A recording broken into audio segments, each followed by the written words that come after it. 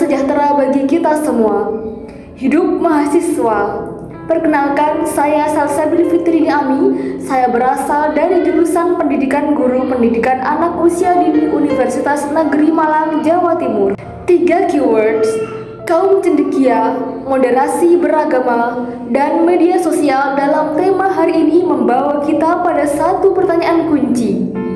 Apa peranan kaum cendekia dalam menjaga moderasi beragama di tengah gelombang info di media sosial yang disebut-sebut telah membawa kita memasuki era matinya kepakaran?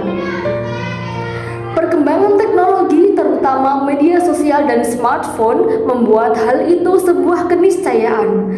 Mungkin tak terlalu bermasalah bila semua orang sekedar merasa paling tahu sesuatu lantas menyebarkannya. Yang jadi masalah apabila ketika peran pakar ditiadakan, informasi yang benar disangkal dan lantas kedunguan dibanggakan.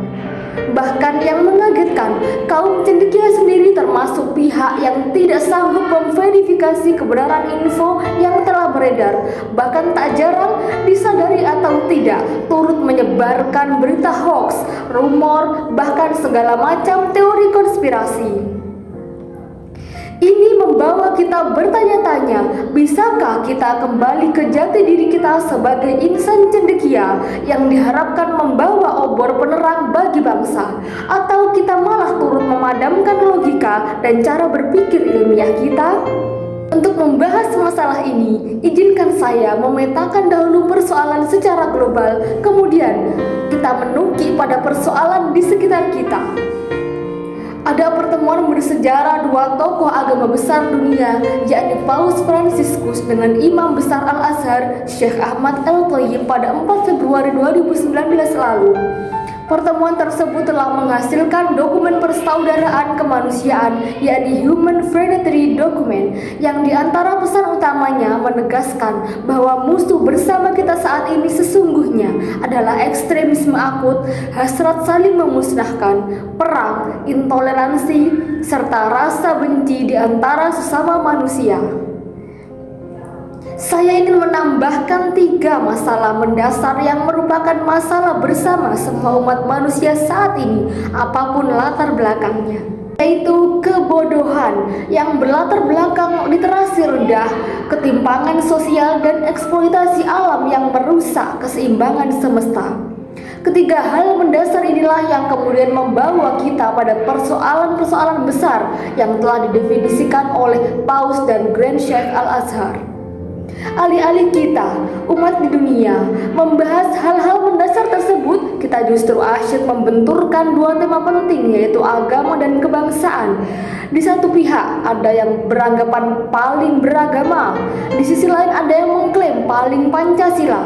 Namun sayangnya kita dipertontonkan oleh panggung teater bahwa hal yang sebenarnya tengah terjadi adalah perebutan wacana dan pertarungan kekuasaan. Bentuk yang paling vulgar saat ini ada 2, yaitu jualan emosi umat dan politisasi agama. Sekarang ini banyak yang jualan emosi umat untuk kepentingan jangka pendek. Cara ini efektif untuk menina bobokan umat. Modusnya, Islam saat ini diserang, dihina, dan dikalahkan. Umat yang emosi akan mudah diarahkan bergerak sesuai maunya sutradara dan pembuat skenario. Segala macam cara dipakai untuk membakar emosi massa. Isu ditebar, nggak peduli sohih atau maudhu, semua hal yang dianggap simbol Islam nggak boleh dikritik, dijadikan candaan ataupun dipolisikan. Ancamannya, emosi umat akan tumpah ruah. Lama-lama, umat tidak akan lagi dibiasakan bertabayun, berdialog, berintrospeksi diri, dan juga berpikir kritis, serta berakhlakul karimah. Yang tersisa hanyalah luapan emosi. Maka diperlukan usaha kolektif untuk meredam emosi umat dengan terus meningkatkan kebudayaan literasi, memberikan teladan akhlak mulia, dan juga menyalurkan emosi umat ke hal-hal yang positif berupa pemberdayaan secara ekonomi maupun sosial.